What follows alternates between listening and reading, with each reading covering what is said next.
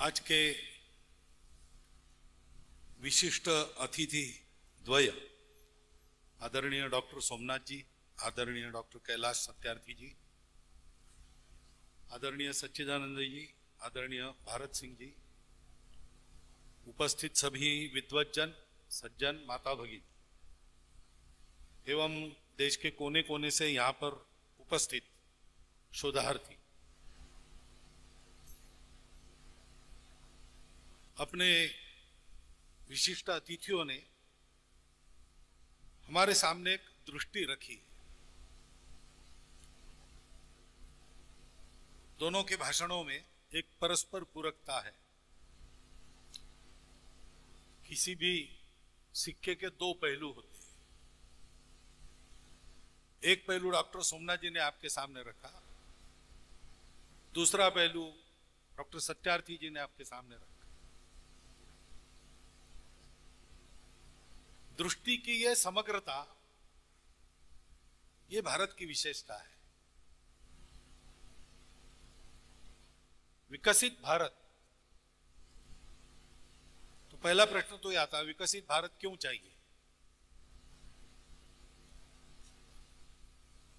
एक स्वाभाविक बात है, मैं भारत का हूं इसलिए भारत विकसित मुझे चाहिए, क्योंकि वो अपना है। भारत कैसा है, क्या कमियां है, ये सारी चर्चा होने के बाद भी भारतवासी को अपना भारत, श्रेष्ठ भारत चाहिए, विकसित भारत चाहिए, सामर्थ्य संपन्न भारत चाहिए। लेकिन केवल ये अपनापन वो कारण नहीं है जिसके आज समय विकसित भारत की मांग कर रहा है।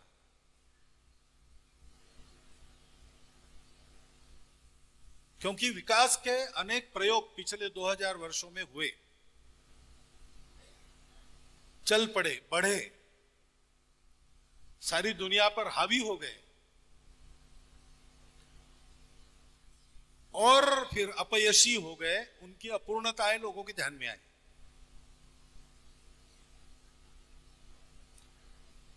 सब प्रकार की दृष्टियां लेकर, सब प्रकार के विचारों का आधार लेकर गत 2000 वर्षों में ये सारे प्रयोग हुए। लेकिन ये प्रयोग जहां से चले बढ़े, सारी विश्व पर हावी हो गए, वहीं पर आज उसकी विफलता चिंतकों के ध्यान में आती है। और इसलिए वो चाहते हैं कि हमको भारत से कोई रास्ता मिले। क्योंकि जो बात डॉक्टर सत्यार्थी जी ने कही, व्यक्तिगत, सामूहिक, सार्वभौमिक, ये तीनों एक साथ इन प्रयोगों में से चला नहीं। विकास हुआ तो पर्यावरण की समस्याएं भी खड़ी हो गई। मुझे वर्णन करने की आवश्यकता नहीं, आप सब जानते हैं। और अभी भी जो चलता है चर्चा, शास्त्रार्थ, वो ये चलता है कि विकास करे या पर्यावरण की रक्षा करे, दोनों में से एक चुनना है। जैसे मनुष्य का जीवन, दोनों में से एक नहीं चुनना पड़ता है, दोनों को साथ लेके चलना पड़ेगा, तभी बचेगा।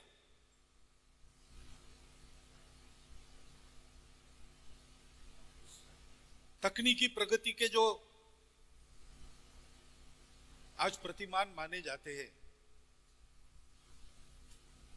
तो वहां देखेंगे तो 4% जनसंख्या है और उनको जीने के लिए 80% संसाधन चाहिए। सारी दुनिया से वो संसाधन प्राप्त करने के लिए अन्य लोगों पर अपना डंडा चलना चाहिए, तभी वो प्राप्त होंगे।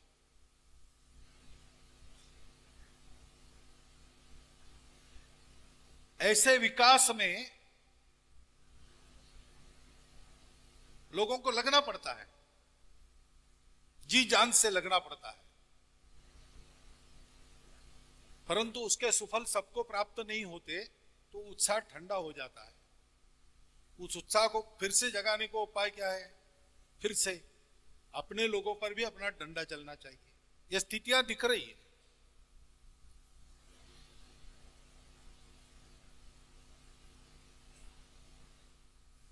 सारी बातें एक साथ कैसे चल सकती है, ये बात वहां नहीं है। ये बात भारत के पास है। और अब दुनिया भी मानती है कि ईस्वी सन 1 से अगर देखें, उसके पहले की बात मैं नहीं कर रहा हूं, बात करने के लिए उसके पहले बहुत कुछ है, लेकिन आज जो नाप सकती है दुनिया ईस्वी सन 1 से 16वीं सदी तक भारत सब क्षेत्रों में दुनिया का अग्रणी था। बहुत सारी बातें हमने खोज ली थी,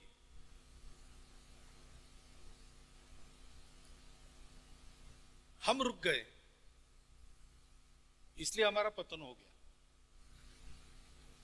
लेकिन उसके पहले हमने जो दुनिया के सामने उदाहरण रखा है, वो इन सब को साथ चलाने का ही उदाहरण रखा है। अब खेती की बात ले।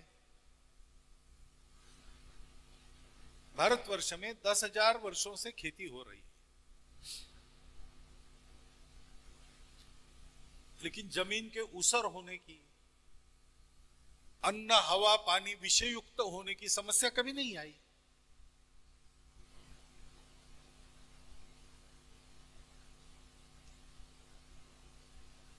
उधर से खेती आई तो देखते देखते ये सब हो गया। 500 साल में, 600 साल में, 400 साल में हो गया।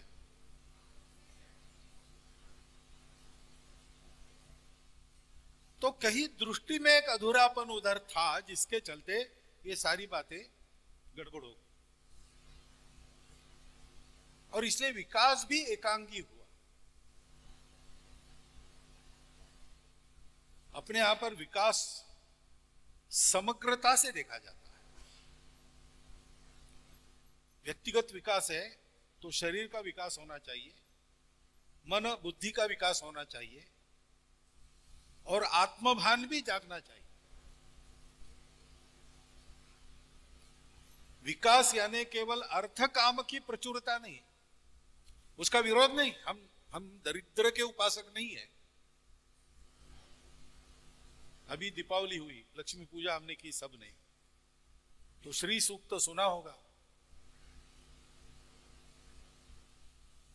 उसमें जो वैभव का वर्णन है, लक्ष्मी जी का वर्णन है, उसमें धान्यम धनम पशुम बहुपुत्र लाभम वगैरह सब है। उसके साथ साथ न क्रोधो न च मात्सर्यो न लोभो न अशुभा मति, ये भी है।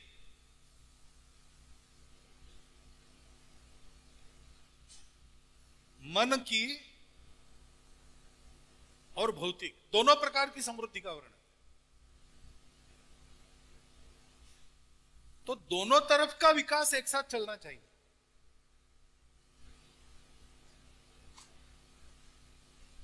एक तरफ जाके नहीं चलता है। अध्यात्म और विज्ञान, बाहर की दुनिया इसमें झगड़ा मानती है। हम कहते हैं इसमें झगड़ा होने की कोई आवश्यकता ही है नहीं। सत्य को खोजने के दोनों तरीके हैं, जिज्ञासा में से ही निकले। मैं कौन हूं, कहां से आया, कहां जाऊंगा, दुनिया क्या है, कहां से आई, कहां जा रही है,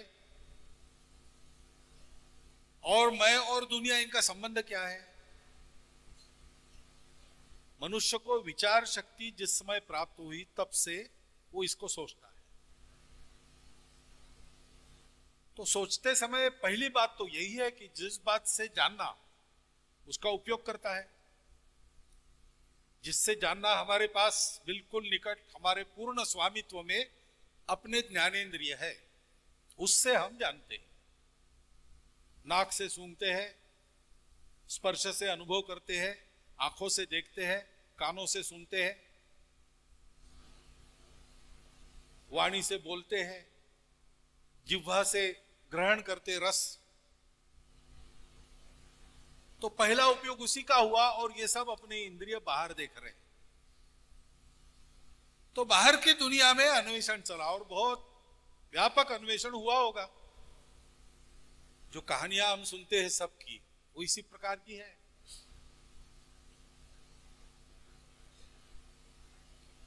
परंतु इन प्रश्नों का पूर्ण उत्तर और दुनिया की एक और आस है, जिज्ञासा के साथ साथ उसको सुख भी चाहिए। तो सारा सुख एक साथ और कभी फीका ना पड़ने वाला शाश्वत सुख बाहर मिलता नहीं। यह सबको अनुभव हुआ, हमको भी हुआ, बाहर के लोगों को भी हुआ। इससे कभी ना कभी अलग होना पड़ेगा, इसके ऊपर उठना पड़ेगा, यह सबको समझ में आता है।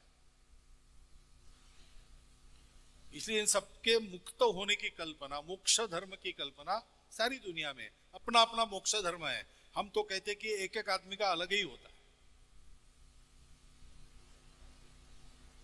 परंतु फिर से अर्थ, काम और मोक्ष इनको साथ कैसे चलाए? उधर का तरीका यही है, अर्थ कमाना है आपको तो अपनी कामनाओं का बलि दो, लगे रहो, भागते रहो, आगे आगे भागो, सबसे आगे जो जाएगा उसी को मिलेगा। तो खूब कमाना है, अपने बच्चों को, परिवार को सुख में रखना है, उनके सुख का उपभोग करना है, तो कमाओ कमाओ, इतना कमाओ कि 6 बजे निकल जाओ, रात को 11 बजे आओ। परिवार का सुख मिलता नहीं। बच्चे इतवार को पूछते नए आदमी कौन आया घर में, ऐसा रहता है। और कामना पूर्ण करनी है तो इस सब को छोड़ दो। तुम कमा नहीं सकते लेकिन लूट सकते हो, लूटो या मांगो।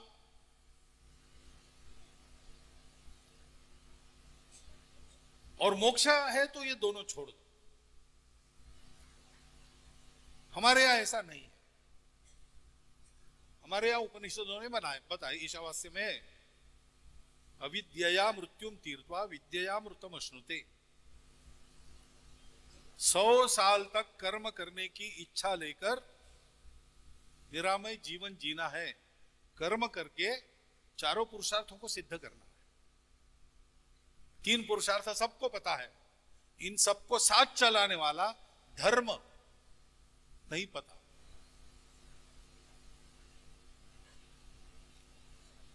आपने जिस कंपैशन का उल्लेख किया, करुणा का, वो धर्म के 4 स्तंभों में एक स्तंभ करुणा है, एक स्तंभ सत्य है।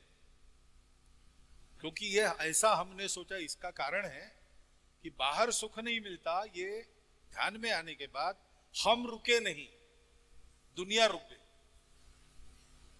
अलसा गई। अब और परिश्रम नहीं चाहिए, सुखासीनता ये स्वभाव बन चुका था। इंद्र विरोचन की कथा है कि सब वैभव होने के बाद भी सुख नहीं है तो कहां मिलेगा। अपने अपने गुरु के पास गए। शुक्राचार्य बृहस्पति दोनों ने, बृहस्पति ने इंद्र को, शुक्राचार्य ने विरोचन राक्षसों के अधिपति उनको बताया कि ब्रह्मा जी के पास जाओ। वो एक आत्मा नाम की चीज है, उसको जानते, आत्मविद्या उनके पास है। आत्मा को देखने से और कुछ देखना बाकी नहीं रहता, आत्मा को पाने से कुछ पाना बाकी नहीं रहता, तो तुमको सुख मिलेगा। तो गए दोनों। ब्रह्मा जी को कहा आत्मा को देखना है।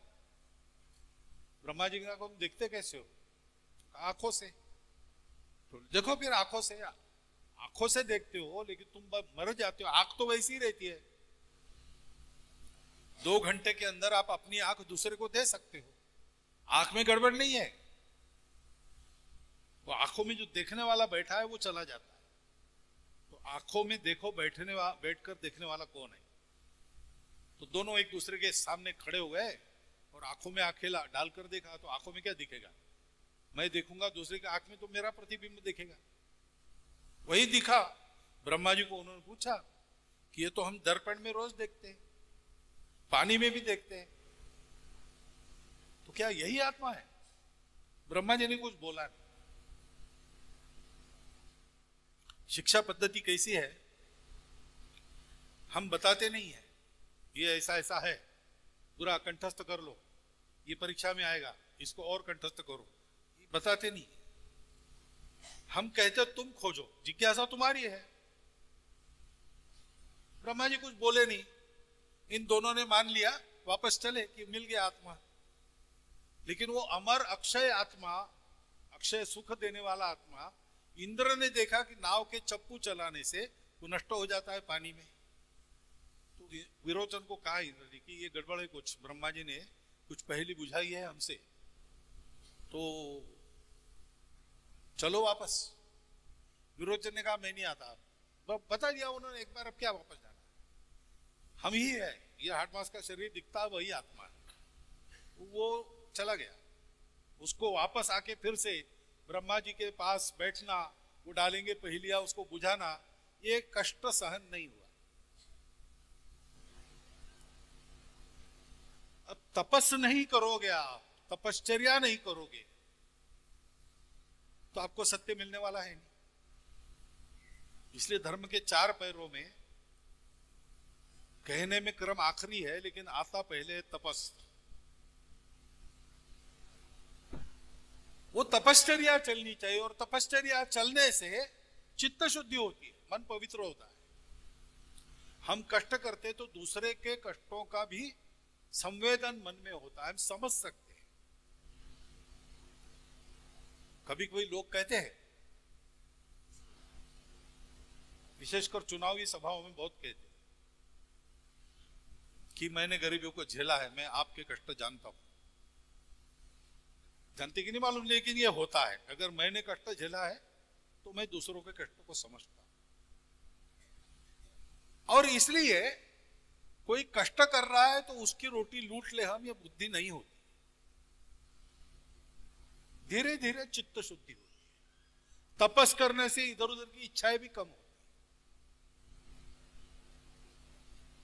और इसलिए दूसरा धर्म का स्तंभ कहा है शुचिता, मन की, बुद्धि की, शरीर की शुचिता।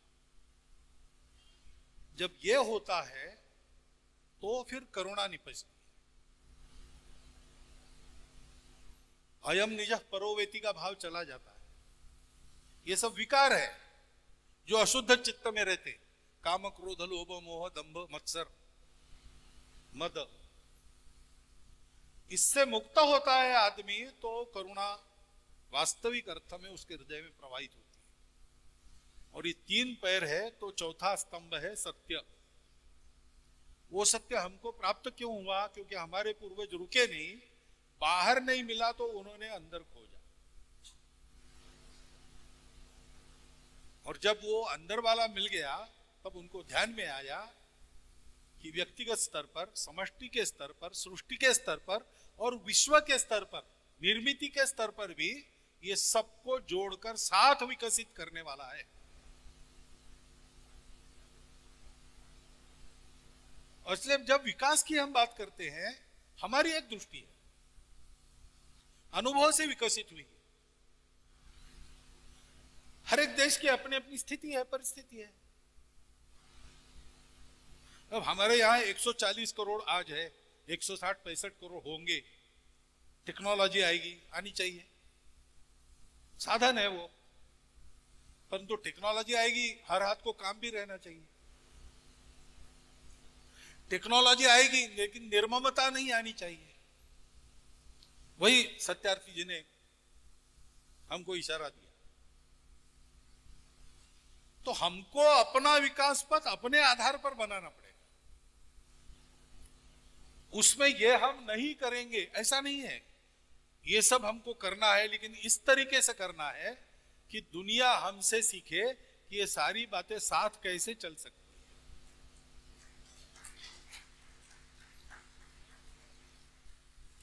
ज्ञान के, विज्ञान के भी क्षेत्र में हम बढ़ चलेंगे, नील नभ के रूप के नव अर्थ भी हम कर सकेंगे, लेकिन भोग के वातावरण में त्याग का संदेश देंगे, दास्य के घन बादलों से सौख्य की वर्षा करेंगे। मनुष्य जीवन का स्वामी है, मनुष्य जीवन का दास बना बैठा है। क्योंकि जीवन चलाने में जो करना पड़ता है उसमें वो अपना जीवन खो बैठा है। यह मनुष्य की मजबूरी ना हो, इसलिए इस प्रकार की एक समग्र दृष्टि लेकर भारत को अपने अनुभव से, अपने परिस्थिति में सारी दुनिया से मिलने वाले अच्छे विचार ग्रहण करते हुए दुनिया का सब देखना, अनुकरण करने लायक जो है उसका अनुकरण भी करना, अंधा अनुकरण नहीं करना। हम लेंगे लेकिन अपनी परिस्थिति में, अपने शर्तों पर लेंगे, क्योंकि ज्ञान है। हमारी प्रकृति ऐसी है, हम पेटेंट में विश्वास नहीं करते। ज्ञान सबके लिए है और जिसको ज्ञान मिलता है उसका कर्तव्य है उसने ज्ञान देना चाहिए।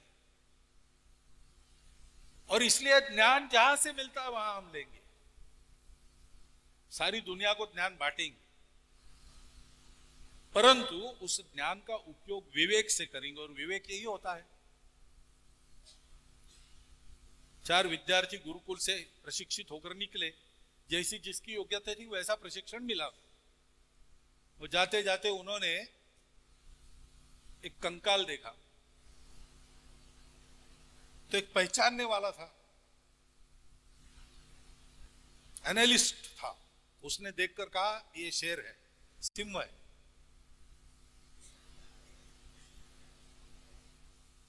दूसरा उसने कहा कि कंकाल से कैसे ध्यान में आएगा लोगों के, तुम्हारे ध्यान में आ गया, सामान्य लोगों को ठीक से ज्ञान हो इसलिए उस पर चमड़ी चढ़ा देता हूं। उसने अपना मंत्र चलाया और पूरा जैसे अजायब घर में, म्यूजियम में होता है वैसा शेर वहां बन गया। तीसरा दर्शन शास्त्री था, उसने कहा इसका क्या उपयोग है, मैं इसमें प्राण संचार करता हूं। चौथे ने कहा कि भैया रुक जाओ, ऐसा मत करो, कितने दिन का पड़ा है पता नहीं, जिंदा हो जाएगा तो भूख लगेगी, हम क्या करेंगे, छोड़ दो इसको। उसने कहा नहीं नहीं, सबने अपनी विद्या दिखाई, मैं दिखाऊंगा। तो बोले फिर ठीक है, बोले मेरी विद्या पहले देख लो। मैं ज्यादा कुछ नहीं सीख सका, पेड़ पर चढ़ना सीखा हूं और मैं चढ़ाऊंगा और आपको बताऊंगा आप भी चढ़ो। लेकिन उसकी बाकी तीनों ने सुनी नहीं, वो पेड़ पर चढ़ गया, उन्होंने शेर को जिंदा किया, शेर तीनों को खा गया। तो ठीक है, दृष्टि है, दृष्टि चाहिए, बिना दृष्टि के नहीं होता। दृष्टि अपनी अपनी होती है और उसके पीछे अपनी पृष्ठभूमि होती है, उसके साथ अपनी परिस्थिति होती है। बहुत पहले विकास के लिए, बहुत पहले, आज की बात नहीं कर रहा हूं, पिछले 15 साल की बात नहीं कर रहा हूं, 30 साल पहले की बात कर रहा हूं। स्वच्छ रहे अपना देश, तो शौचालय जगह जगह होने चाहिए, किया, अभी भी किया हमने, सफल हो गया, अच्छा हो गया। लेकिन उस समय नहीं हुआ, उसका कारण क्या था, तो बनाए एक देहात में, लेकिन आदतें नहीं बदली लोगों की, तो उन्होंने उन शौचालयों का उपयोग अपनी बकरियां बांधने के लिए किया और वो अपना जंगल ही जाते। तो हर एक का विचार अपने अपने पृष्ठभूमि में होता है। तो दृष्टि है तो सबकी समान बनानी पड़ेगी। शिक्षा चाहिए, बिना शिक्षा के विकास नहीं होता। और शिक्षा ऐसी चाहिए जिसमें दृष्टि अपनी हो, तो शिक्षा उपयोगी होती है। ये हम करते हैं तो फिर दूसरी बात आती है कि दृष्टि के साथ प्रयास चाहिए, बिना प्रयास के होता नहीं। चिंतन होगा, आप शोध करेंगे, तरह तरह के उपाय बताएंगे, लेकिन करने वाला चाहिए। अभी कुछ समय पहले ही माननीय प्रधानमंत्री जी आए थे, अपने यहां ही आए थे शायद, तो शिक्षा पर बहुत उत्तम उनका व्याख्यान हुआ। बाद में ऐसी परिषद हुई, उसमें 17 करणीय बातें निकली। तो ये सब ठीक है, लेकिन करणीय बातें करने से होती है। सपने देखने से नहीं। 3 दोस्त जंगल में भटक गए, इधर उधर से मांग के भूख लगी तो कुछ लाया और फिर उसकी बनाई, कुछ लापसी बनाई। 3 लोग थे और इतनी सी बन गई, तो उन्होंने सोचा कि एक खाए उसकी भूख मिट जाए, बांट के नहीं खाएंगे। तो सो गए खाली पेट। जिसका सपना अच्छा सपना आएगा, खाली पेट सोते तो सपने आते हैं, जिसको सपना आएगा वो खाएगा, अच्छा सपना जिसका होगा वो खाएगा। थोड़ी देर के बाद एक ने सबको जगाया, सुनो मेरा सपना, आप तो खिचड़ी खीर मैं ही खाऊंगा, लापसी मैं ही खाऊंगा। क्या हुआ? थोड़े सपने में ऐसा हुआ कि जागकर मैं शहर गया, वहां सारे शहर के लोग मैदान में इकट्ठा थे। मैंने पूछा क्या हो रहा है?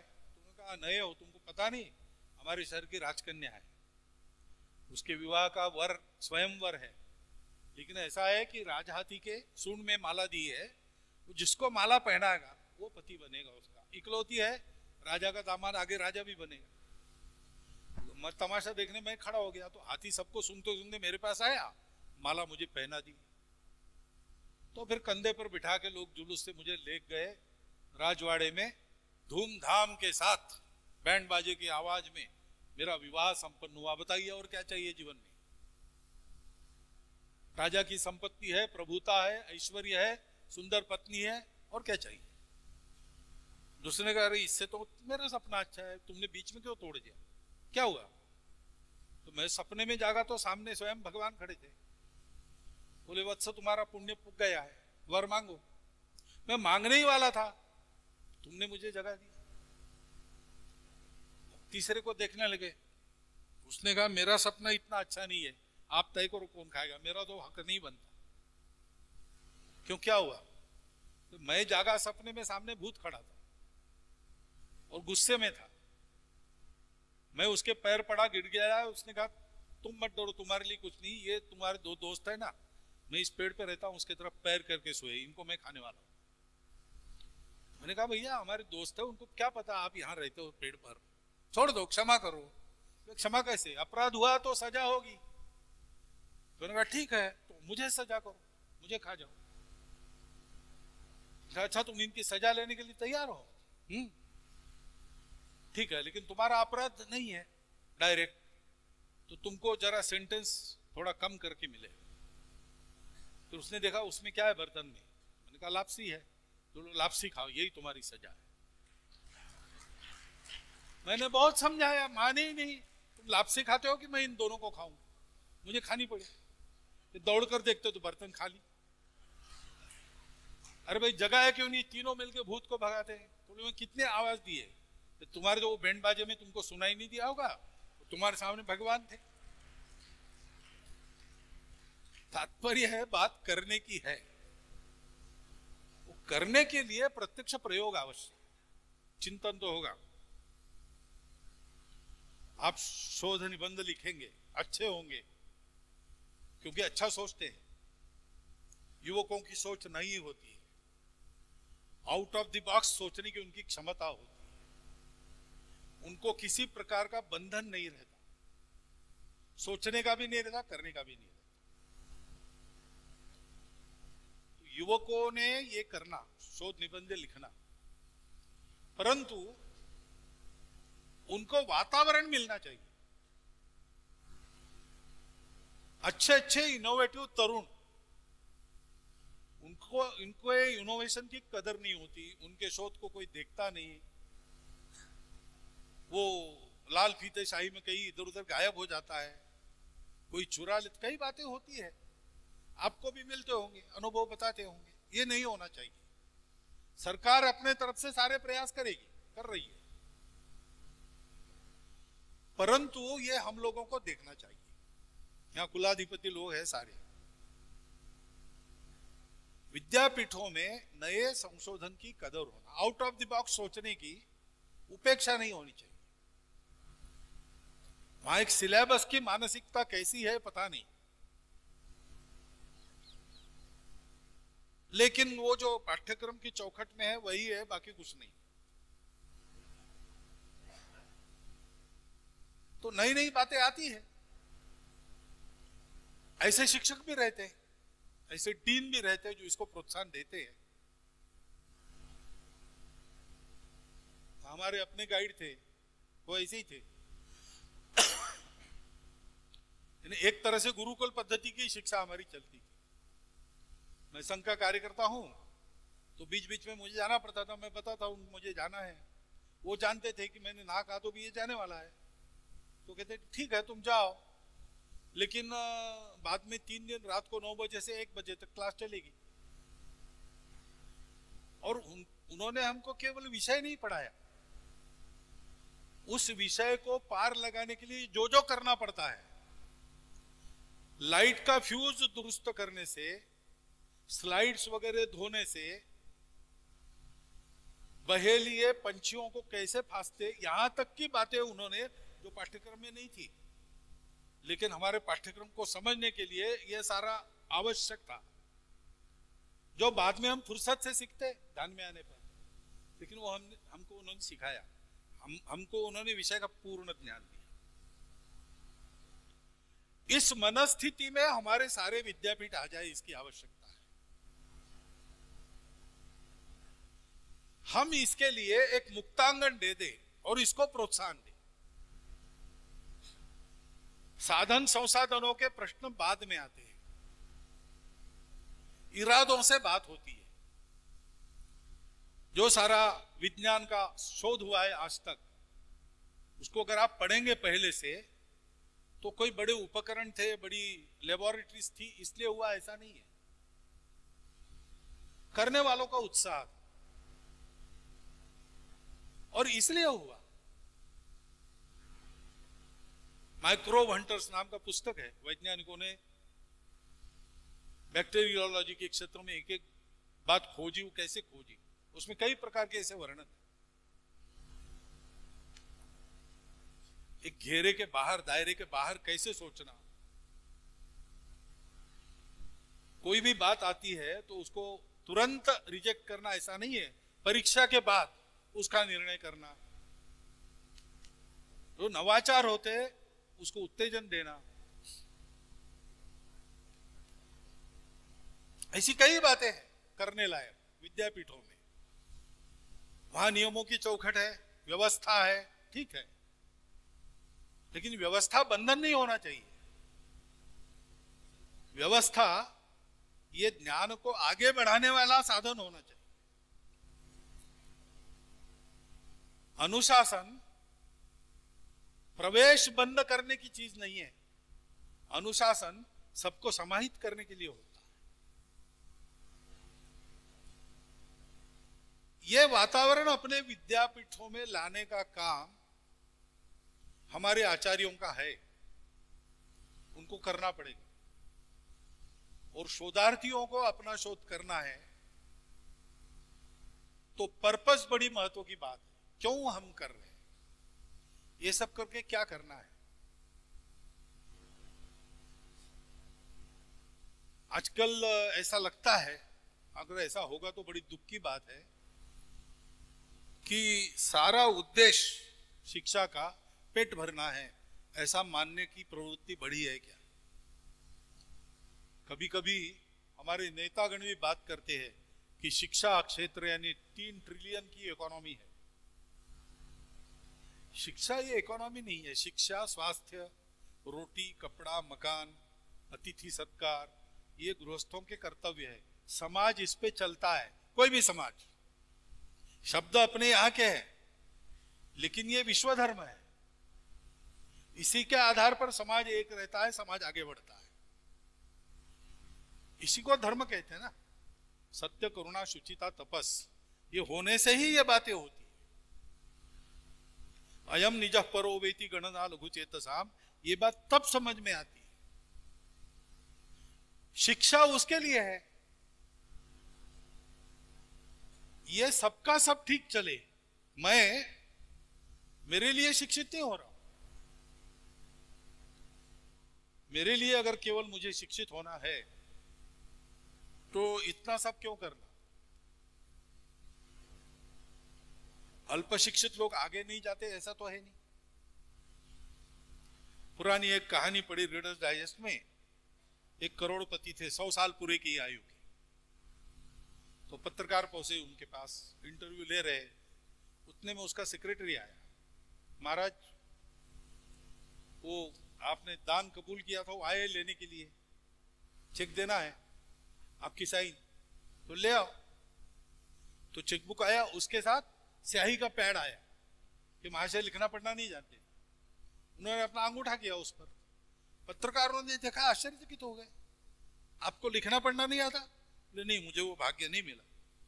तो बिना लिखे पढ़े आप करोड़पति बन गए, लिखते पढ़ते तो क्या होते? तो बोले मुझे मालूम है क्या होते, मैं पढ़ा लिखा नहीं था, तो एक चर्च में घंटी बजाने की नौकरी करता था। हमारे नए बिशप आए, उन्होंने सर्कुलर निकाला कि चर्च के नौकरी में जो है उसको साक्षर होना अनिवार्य है। मैं 40 साल का हो चुका था, सीखने की इच्छा मैंने छोड़ दी थी, तो मैंने नौकरी छोड़ दी। अब आगे क्या करना? तो ऐसे ही अन्यमनस्क होकर भटक रहा था, तो किसी ने मुझे बुलाया एक ऑफिस की खिड़की से आवाज देकर। उसने कहा देखो मुझे कॉफी पीनी है, लेकिन एक काम भी अर्जेंट है, मैं ये कर रहा हूं, तो सामने वाले दुकान से एक कॉफी ले आओ, मैं तुमको एक पेंस दूंगा। तो मैं कॉफी लेके गया, उसने एक पेंस दी। मेरे मन में आया कि ऐसे बहुत लोग होंगे जिनको बैठे जगह पर कॉफी चाहिए, चाय चाहिए, कुछ कुछ चाहिए। तो मैंने वो काम शुरू किया। बढ़ते बढ़ते यहां आ गया। मैं लिखना पढ़ना सीखता तो घंटी बजाने का काम करते रहता। तो मैं शिक्षा को कम नहीं कर रहा हूं। शिक्षा अपनी शिक्षा, सा विद्या या विमुक्त है।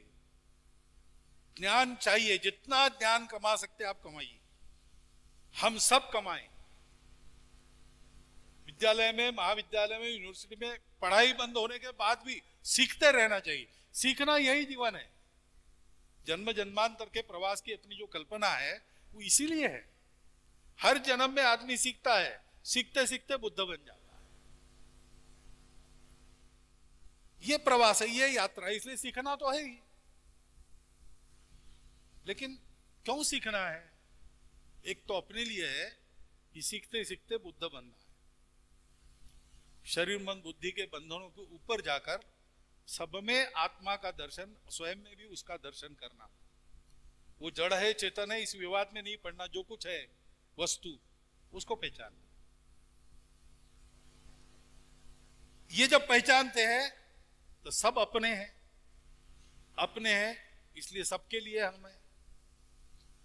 तो फिर सामूहिक जीवन की बात आती है। मनुष्य अपने लिए नहीं जीता, फिर सबके लिए जीता है। और सब यानी सब, maximum good of the maximum people नहीं। सर्वे अपि सुखिनः सन्तु, सर्वे जनाः भी नहीं कहा हमने। सब कुछ जड़ चेतन जितना सृष्टि में है, सब में पवित्रता है, सब में चैतन्य है। इसको जानते हैं तो अपना जीवन वैश्विक हो जाता है। यह विश्व ही मेरा घर, ऐसी जिसकी मति स्थिर, किंबहुना चराचर स्वयं ही हो गया। ज्ञानेश्वर महाराज ने मराठी में कहा है, उसको हिंदी में मैंने आपको बताया। हमारे यहां मनुष्य की सर्वोच्च अवस्था हम इसको मानते हैं। और ऐसा व्यक्ति स्कूल कॉलेज में पढ़ा हो न हो, उसके सामने सब लोग विनम्र हो जाते हैं। हमारे विकास की कल्पना क्या है? यही है, अविद्या मृत्युम तीर्त्वा विद्यया मृतमश्नुते। ये दुनिया को चाहिए, भारत से चाहिए तो ठीक है, लेकिन दुनिया की और एक आदत है, जो सामर्थ्य का सुनती है। शरीर का सामर्थ्य, मन का सामर्थ्य, बुद्धि का सामर्थ्य और आत्मिक सामर्थ्य, इन चारों सामर्थ्यों में हमको दुनिया का सिरमौर बनना पड़ेगा। इसलिए भौतिक विकास भी आवश्यक है। भौतिक विकास कराते समय उसको एक विवेक देना पड़ता है। विवेक नहीं रहा तो एआई क्या क्या उत्पाद करेगा, इसकी कल्पना लोग करते हैं, बड़ी भयंकर है। कभी कभी लोग कहते हैं कि मनुष्य नहीं रहेगा, मशीन ही रहेगा। ये तो हमको नहीं चाहिए। ये नहीं चाहिए इसलिए एआई भी नहीं चाहिए, ऐसा नहीं है। ये करना है, लेकिन उसके साथ एक विवेक देना है। तो इस दृष्टि से कैसे किया जा सकता है? शोध होना चाहिए, प्रयोग होना चाहिए, प्रयोगों को प्रोत्साहन मिलना चाहिए। छात्र और आचार्य दोनों के मिलकर करने का यह काम है। ये प्रयोग रूप में विकसित हो जाए, उसके मॉडल्स खड़े हो जाए। शिक्षा क्षेत्र में प्रत्यक्ष काम करने वाले लोग तो कर ही रहे, लेकिन प्रत्यक्ष शिक्षा क्षेत्र की सूची में जिनके नाम नहीं आते, ऐसे भी लोग ये प्रयोग चला रहे हैं और बड़े यशस्वी ढंग से चला रहे हैं। हमने वहां जाकर देखना भी चाहिए।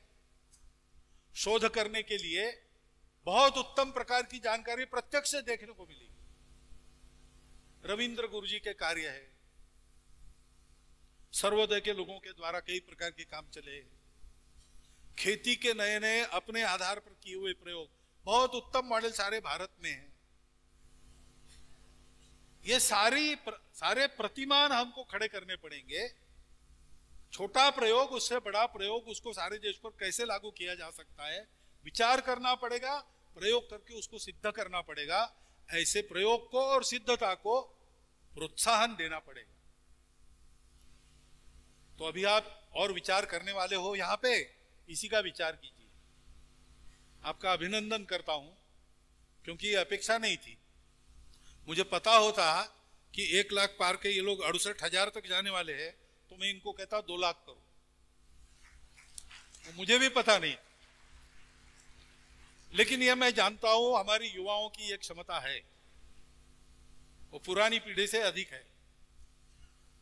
थोड़ा उनको आने दीजिए, करने दीजिए, हाथ लगाइए, मदद कीजिए। ये हो, प्रयोग हो, और हम पूरे भारत को सब प्रकार के सामर्थ्य में नंबर 1 बनाकर विश्व के सामने अपना प्रतिमान रखे। हम नकल नहीं करेंगे किसी की। वैसे ध्यान रखना, हमारे प्रतिमान की कार्बन कॉपी कभी नहीं चलेगी, क्योंकि जो यशस्वी प्रयोग है उसके बेसिक्स को लेकर अपना अपना प्रतिमान प्रत्येक देश को रचना पड़ेगा। वो ऐसा कर सके, इतना अच्छा बेसिक लेकर हमको अपने प्रतिमान खड़ा करने पड़ेंगे, और अपने देश को तो हम समर्थ बनाएंगे ही। पूरे विश्व के लिए एक रास्ता बताने वाला भारत हमारे परिश्रम से खड़ा होगा। आज हमारी जो स्थिति है और विश्व की जो हवा है, उसमें मैं समझता हूं कि आज से अगर हम इसमें लग गए, जैसा कहा गया, ये समापन नहीं है। दीक्षांत कहते हैं, लेकिन दीक्षांत जब होता है तो वास्तव में दीक्षा लेते हैं आगे काम करने के लिए। आज हमने ये दीक्षा ली है और ये काम हम आगे करते रहेंगे। तो आज से मैं समझता हूं कि 20 वर्षों में ये जो मैं बोल रहा हूं, मैं तो सपना देख रहा हूं, क्योंकि सपना देखे बिना ये सब नहीं होता। लेकिन ये सपना सत्य रूप में आपके कर्तृत्व से साकार होगा। ये भी अपने आंखों से मैं देख सकूं, इतनी लंबी आयु भगवान मुझे दे, ऐसा मैं सोच रहा हूं। आपको भी ये सब करने के लिए पूर्ण आयु मिले, 120 साल की, जैसा वेदों में कहा है। ये शुभकामना आपको देता हूं, आप सबका अभिनंदन करता हूं और मेरी 4 शब्द समाप्त।